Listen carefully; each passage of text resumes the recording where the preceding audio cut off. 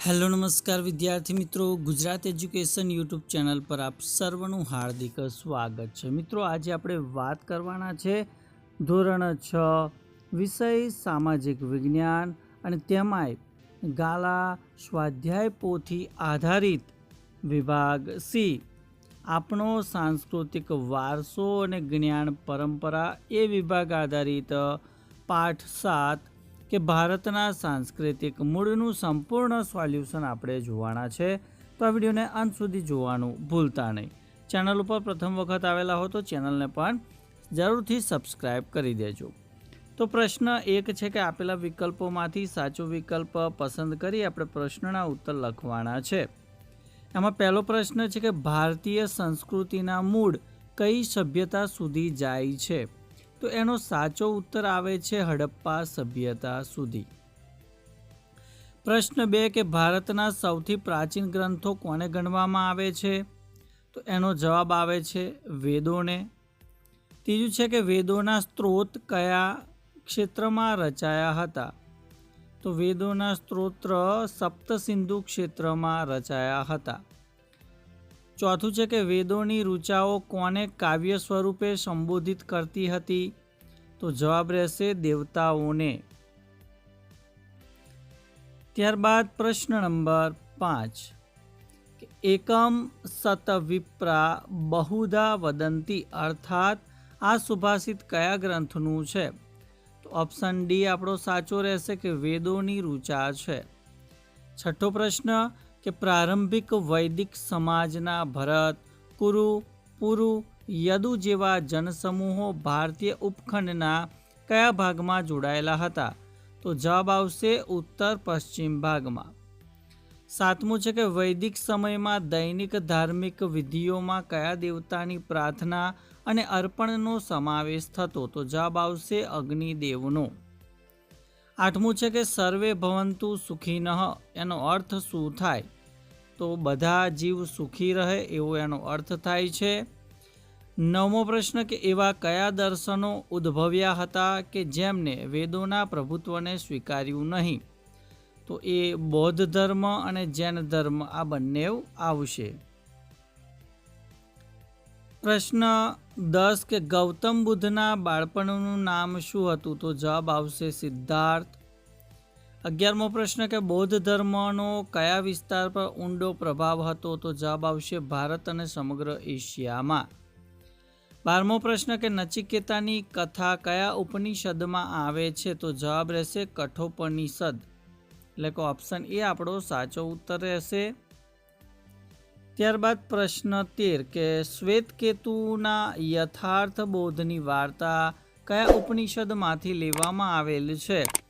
એ આવશે છાંદોગ્ય ઉપનિષદમાંથી। 14મો પ્રશ્ન કે જનક રાજાના દરબારમાં વિદુષી ગાર્ગીએ કયા ઋષિ સાથે ચર્ચા કરી હતી? તો એ આવશે યાજ્ઞવલ્ક ઋષિ।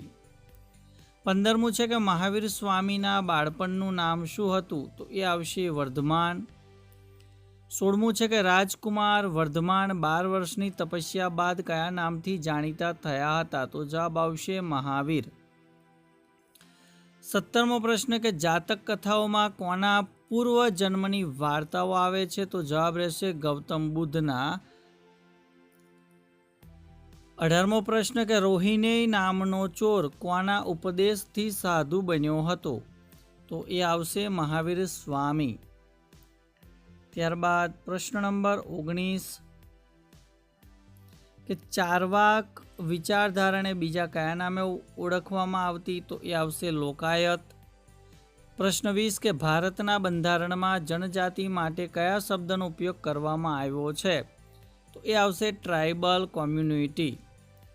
21મો પ્રશ્ન કે અરુણાચલ પ્રદેશની અનેક આદિવાસી જાતિઓ કયા દેવતાની પૂજા કરે છે? તો જવાબ આવશે ડોની પોલોની। 22મો પ્રશ્ન કે પૂર્વ ભારતમાં કઈ જાતિના આદિવાસી સમૂહો દૈવી શક્તિની સાથે સિંગ બોગાની પૂજા કરે છે? તો એ આવશે મુંડા અને સંથાલ। 23મું છે કે મધ્ય ભારતમાં પરમાત્મા તરીકે કયા ભગવાનને માનવામાં આવે છે? તો એ આવશે ખંડોબા ભગવાન। કયા ધર્મના ઉપદેશમાં અહિંસા, અનેકાંતવાદ અને અપરિગ્રહનો મુખ્ય ઉપદેશ તરીકે સમાવેશ થયેલો છે? તો એ આવશે જૈન ધર્મ. ત્યારબાદ પ્રશ્ન 2 કે યોગ્ય શબ્દો કે પછી અંકો વડે નીચેના વિધાનોની ખાલી જગ્યા આપણે પૂરવાની છે. એમાં પહેલું વિધાન કે વિદ્વાનોના મતે ખાલી જગ્યા સંસ્કૃતિના કેટલાક મૂળ હડપ્પા સભ્યતા સુધી જાય છે. તો એ આવશે ભારતીય. વેદ શબ્દ ખાલી જગ્યા પરથી આવ્યો છે. તો એ આવશે વેદ. ઉપનિષદો ખાલી જગ્યા ખ્યાલો પર આધારિત છે. તો એ આવશે વૈદિક ખ્યાલો પર. ચોથું છે કે પ્રથમ સહસ્ત્રાબ્દી એટલે કે BCEના આરંભમાં ખાલી જગ્યાથી કેટલાક અન્ય દર્શનોનો વિકાસ થયો હતો. તો એ આવશે વેદો. ઋષિ ઉદ્દાલક આરુણીએ તેમના પુત્ર ખાલી જગ્યાને વેદોનો અભ્યાસ કરવા ગુરુકુળમાં મોકલ્યો હતો. તો એ આવશે શ્વેતકેતુ. શ્વેતકેતુ ખાલી જગ્યા વર્ષ પછી ગુરુકુળમાં અભ્યાસ કરીને સ્વગૃહે પરત ફર્યો હતો. તો 12 વર્ષ પછી. સાતમું છે કે મહાવીર સ્વામીનું જન્મસ્થળ ખાલી જગ્યા શહેર નજીક આવેલું હતું. તો એ આવશે વૈશાલી શહેર નજીક. આઠમું છે કે મહારાષ્ટ્રના ખાલી જગ્યામાં ઔરંગાબાદ પાસે હિન્દુ, બૌદ્ધ અને જૈન ધર્મની ગુફાઓ આવેલી છે. તો એ આવશે ઇલોરામાં.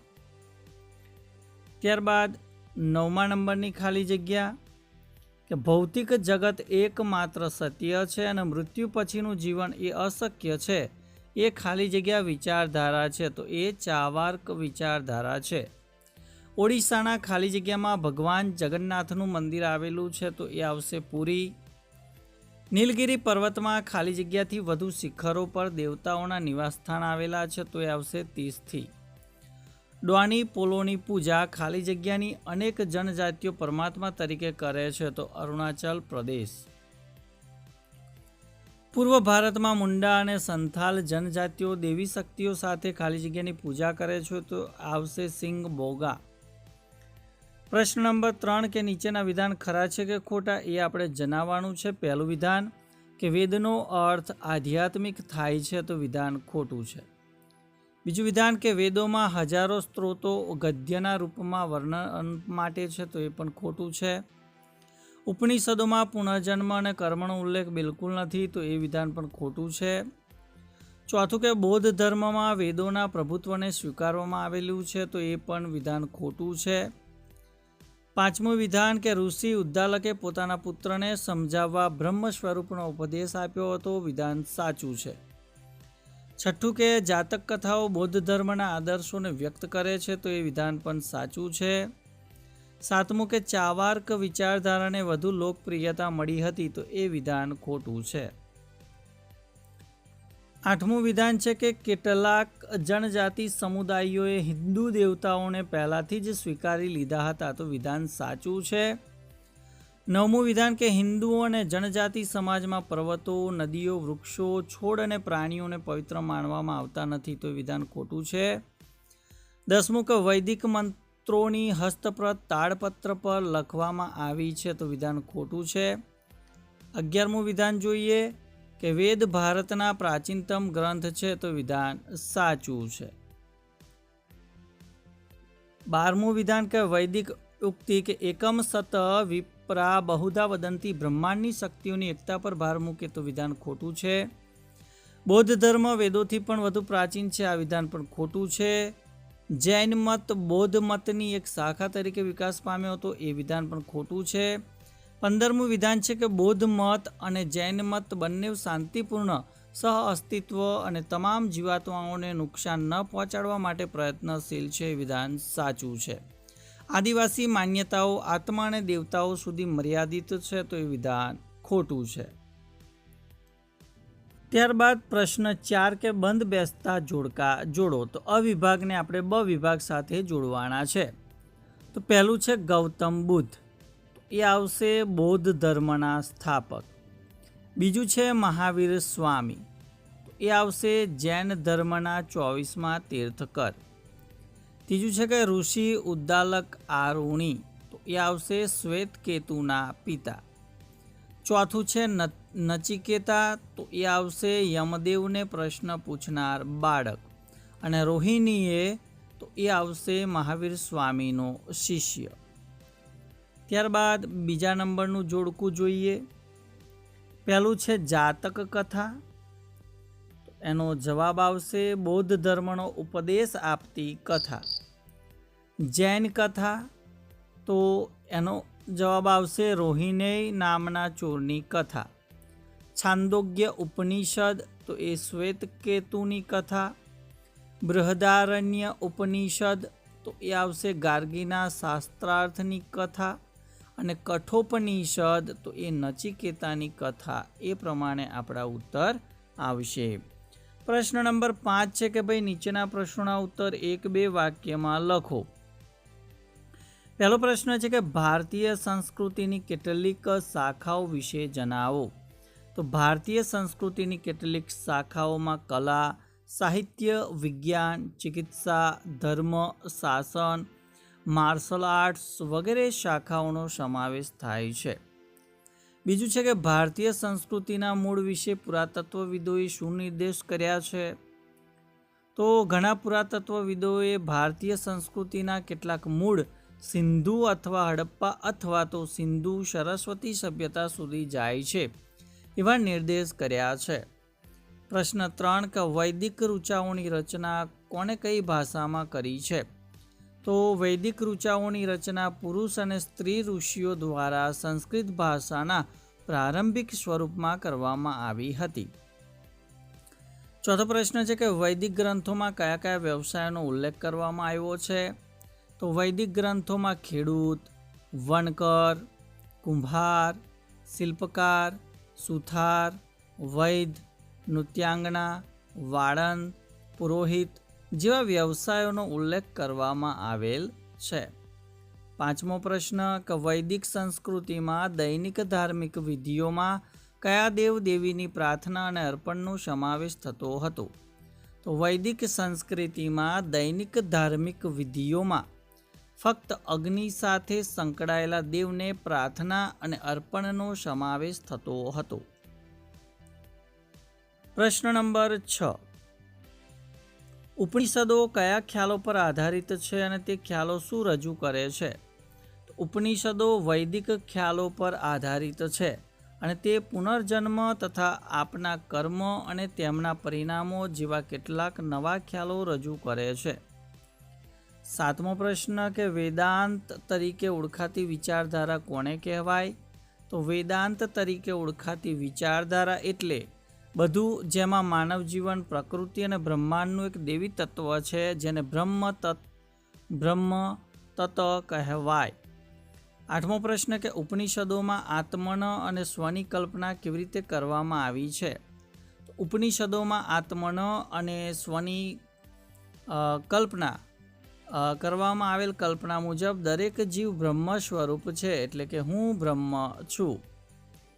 ત્યારબાદ પ્રશ્ન નંબર 9 કે રાજકુમાર સિદ્ધાર્થે જીવનમાં પહેલીવાર શું જોયું. તો રાજકુમાર સિદ્ધાર્થે જીવનમાં પહેલીવાર એક વૃદ્ધ, એક રોગી, એક શબ અને છેલ્લે એક તપસ્વીને જોયા હતા. પ્રશ્ન 10 કે રાજકુમાર સિદ્ધાર્થ ગૌતમ બુદ્ધ તરીકે ક્યારથી જાણીતા થયા.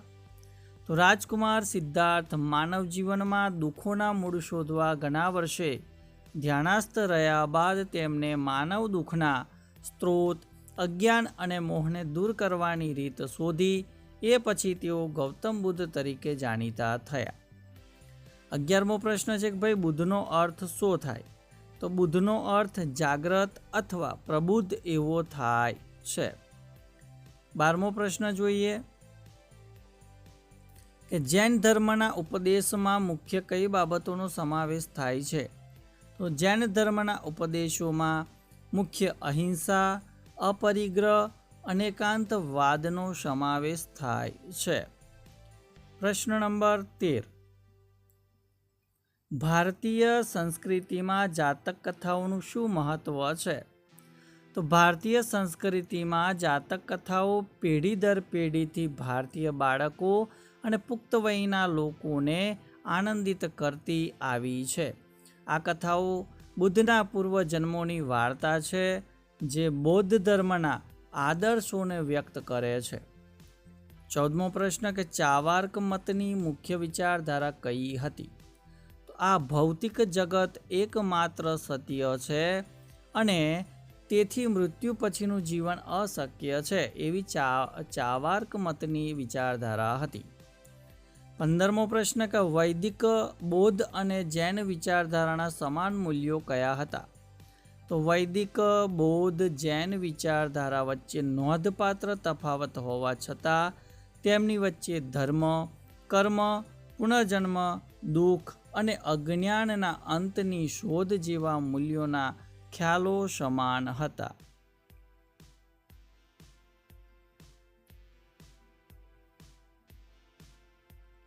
પ્રશ્ન 16 કે ભારતના બંધારણમાં જનજાતિ શબ્દનો ઉપયોગ કેવી રીતે કરવામાં આવેલ છે? તો ભારતના બંધારણમાં જનજાતિને ટ્રાઇબ અને ટ્રાઇબલ કોમ્યુનિટી અને હિન્દીમાં જનજાતિ શબ્દનો ઉપયોગ થયેલ છે. 17મો પ્રશ્ન કે લોક અને જનજાતિ પરંપરાઓ વચ્ચેના સંપર્કના કારણે કઈ બાબતોની આપલે થઈ છે?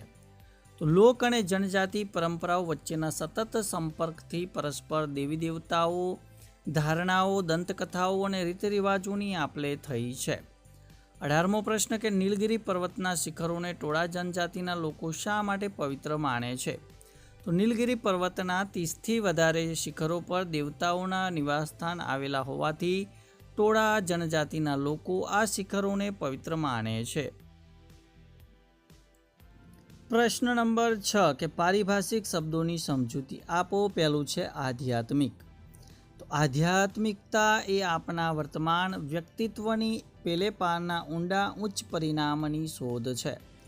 બીજું છે મુમુક્ષુ. તો જે આ વિશ્વના સત્યને શોધે છે એ ઋષિ, સંત, યોગી, દાર્શનિક વગેરેને મુમુક્ષુ તરીકે ઓળખવામાં આવે છે. ત્રીજું છે બ્રહ્માંડ. તો વિશ્વ અને બ્રહ્માંડની સુસંગત અને સંતુલિત સંરચના. ચોથું છે સાધુ. એક માણસ જે વિશ્વના કલ્યાણ માટે સામાન્ય જીવનનો ત્યાગ કરીને આધ્યાત્મિક પ્રવૃત્તિઓ તરફ પ્રયાણ કરનારને સાધુ કહે છે. પાંચમું છે વિચારધારા. તો માનવ અસ્તિત્વ અને અનુભવના મૂળભૂત પરિણામોની તર્કસંગત, અમૂર્ત અને પદ્ધતિસરની વિચારણા એટલે કે વિચારધારા. ત્યારબાદ પ્રશ્ન નંબર 7 કે નીચેના પ્રશ્નોના ઉત્તર ટૂંકમાં લખવાના. ટૂંક નોંધ લખવાની છે કે ભારતની જનજાતિઓ. તો માનવ વૈજ્ઞાનિકો એટલે કે નુવંશશાસ્ત્રીઓના મત અનુસાર ભારતની જનજાતિઓને પરિવાર અથવા વંશના જૂથ તરીકે માનવામાં આવે છે, જે સામાન્ય ઉત્પત્તિ, સંસ્કૃતિ અને ભાષાની પરંપરા ધરાવે છે. તેઓ પરસ્પર સંબંધો જાળવીને સમુદાયમાં રહે છે. કબીલા પ્રથામાં રહેનાર જનજાતિઓ આજે સંયુક્ત કુટુંબમાં રહે છે. એમનો એક મુખી હોય. જનજાતિઓની પોતાની કોઈ ખાનગી મિલકત હોતી નથી. જનજાતિ નામનો શબ્દ પ્રાચીન ભારતમાં ન હતો. તેઓ જુદા જુદા સમૂહોમાં જંગલો કે પહાડોમાં રહેતા હતા. ભારતના બંધારણમાં તેમના માટે અંગ્રેજીમાં ટ્રાઇબ અને ટ્રાઇબલ કોમ્યુનિટી અને હિન્દીમાં જનજાતિ શબ્દનો ઉપયોગ કરવામાં આવેલ છે. છેલ્લી વસ્તી ગણતરી મુજબ વર્ષ 2011માં ભારતમાં 705 જનજાતિઓ વસવાટ કરતી હતી, જેમની સંખ્યા આશરે 104 મિલિયન હતી. ભારતમાં વસતી જનજાતિઓમાં ટોળા, ખાસી, સંથાલ, મુંડા, ભીલ, ગારો, ભુટિયા જેવી વિવિધ જનજાતિઓનો સમાવેશ થાય છે. પ્રશ્ન બીજો કે ચાવાર્ક વિચારધારા સમય જતાં ભારતીય ઉપખંડમાંથી નામશેષ થઈ. ઐતિહાસિક કારણ આપી સમજાવો. તો એ સમયે ભારતમાં બૌદ્ધ અને જૈન મતના પ્રભાવનો સમયગાળો હતો.